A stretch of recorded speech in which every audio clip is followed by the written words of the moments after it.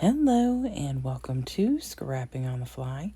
My name is Kristen and I'm here with day 19 of Follow a Sketch February, a hop started by Sandy with Scrapping Reflections or State Goddess here on YouTube. And this is a Stitch in Time sketch by Rochelle Spears. And I have 3 pictures that are of my dog and the aftermath of him misbehaving and getting into the peanut butter jar and the bag of bread. I don't know if your all's dogs can make their own peanut butter sandwiches, but, well, anywho, I'm going to use some Echo Park products. I have a few different collections. This and this are both from a Paper Studio collection, or not a collection, but just a ephemera pack. And then I have these brown and black puppy paws that I thought I'd use for extra embellishments.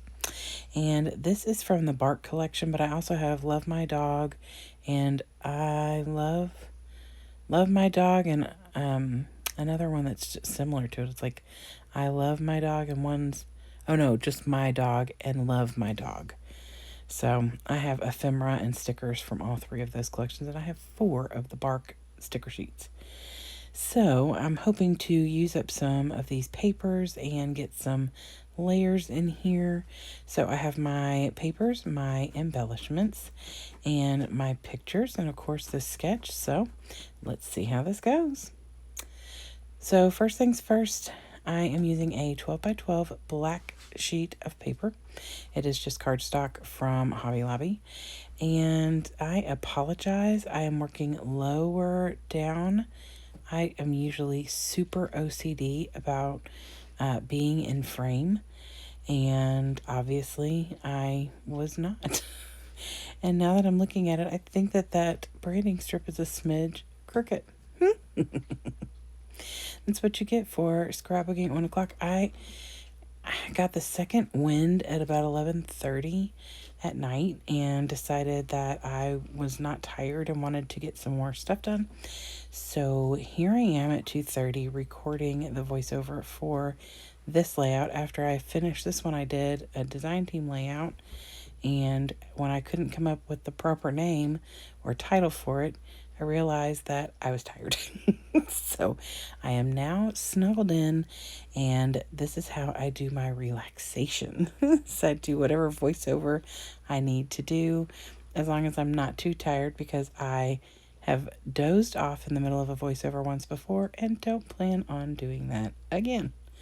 So, I am just layering up all of these papers, and I left the orange a full 12 inches, and originally I thought, I should have cut it, but of course at the time I'd already cut the little fishtail out of it, but I decided after all was said and done that I liked it. Now mine is bigger than, on the scale is bigger than the sketch has, but my pictures needed a little bit more space, and I really wanted to use this paper in the background that has the dogs and stuff on it.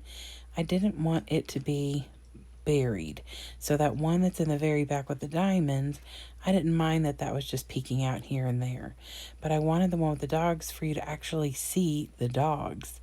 So also in the sketch, this piece that I'm working on right now is taller than the banner, but I had cut mine down, and I'm okay with that. I did add the black background to give it a little bit more height, and I could have got another piece of paper if I was worried about it, but I kind of liked it inside of the paper, or the orange paper, because that background paper, all of that is white, and so I didn't want it to disappear. Now, I distress this one that's got the dogs all over it with my Tim Holtz distress tool, and then I go through with black soot and ink the outside just to give it a little definition from this background paper, and I'm cleaning up all the little paper boogies. And so now I'm trying to figure out where I want this, if I want it down lower or up higher. Like I said, I want to make sure that those dogs are in view. And I have been using this tear and tape a lot today, especially because I was using all of these layers. I typically cut out all of the tear and tape time that I am on here, but obviously I missed a little bit of that. So especially when I'm doing like big bulky layers like this, and I'm gonna have to do a lot of tape. I hate wasting this little Tombow that I've got.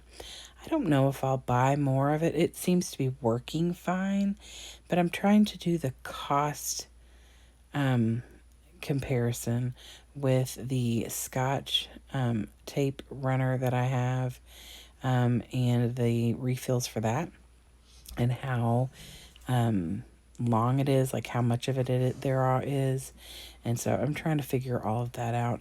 And I'm not in the mood to do math this weekend. I do math all week long in my job. So, all right, so these pictures.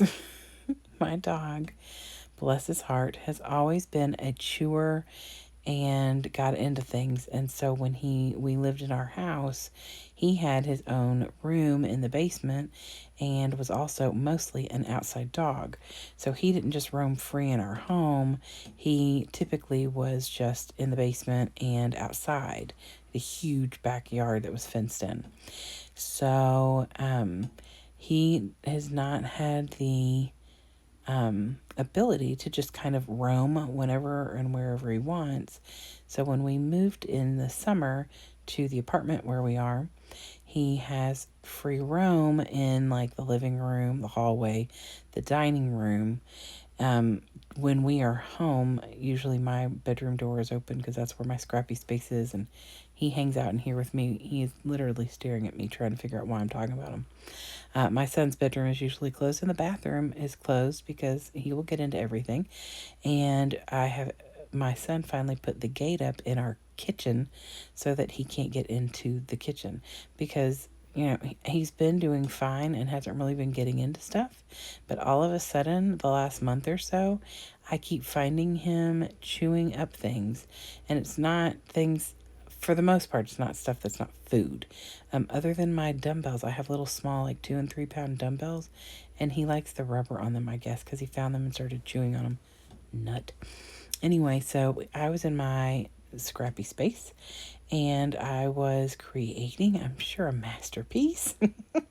And all of a sudden I realized it is awful quiet. He's not in my room with me, which is he's almost always right near my feet or right behind my desk. And so I thought, I'm going to go figure out where he is.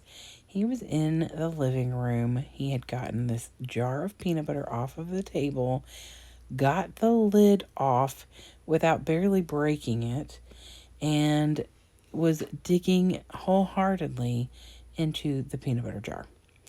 I then found after his brother, which would be my son, went and took him out because that was the only way I could get the peanut butter jar away from him without him like eating me alive. Because I didn't want him to get any more plastic. You can see the plastic container from where he was chewing on it. And I didn't want him getting any more plastic in his mouth. So I don't care about the peanut butter as much, obviously, because peanut butter is not bad for dogs.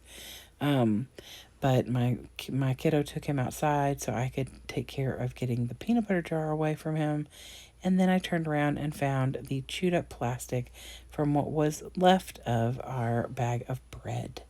So he made himself a sandwich. He just ate the bread and then ate the peanut butter. I swear. So anyway, I decided, when I went looking through these sticker sheets, I found this little phrase up here that says bad to the bone. I felt like that was super appropriate. And I also want to add this little doghouse because he was totally in the doghouse after that. I was so frustrated with him. And like I said, he hasn't done that the whole time. We've been here since the middle of June. And it was probably December when he started getting things off the table, chewing things, eating things. I went in there and found like a bag that had turkey in it. I mean, ugh, dog. I love him though. So that's why I decided to pull this Treat Yourself and make that the title. I know that it does not necessarily match because it's got like pink and stuff like that in it. I did not care because it was the perfect title. So I took a Jelly Roll Moonlight yellow white pen, and I just wrote my journaling down here at the bottom. I wasn't certain of the date, and since my phone was recording, I figured I would come back with that later. And I do go in after recording and write the date. I think it was the 28th of December. So here's the sketch again. I had a good time. I got some stuff used up from the Bark collection. Since I have 4 sticker sheets with branding strips on them, I only have 1 left. That's pretty impressive because I always forget to use those. And I did add some little paw prints around, and another little word phrase down here says woof woof, rough bark, and repeat. And then, like I said, I titled it Treat Yourself, which I felt was appropriate. So I hope that you all enjoyed this, and I hope that you all will come back again very soon. If you're interested in the sketches, you can find those at Scrapping Reflections on Facebook, and you can always look for the hashtag on Facebook, Instagram, and YouTube. Have a great day, and happy scrapping!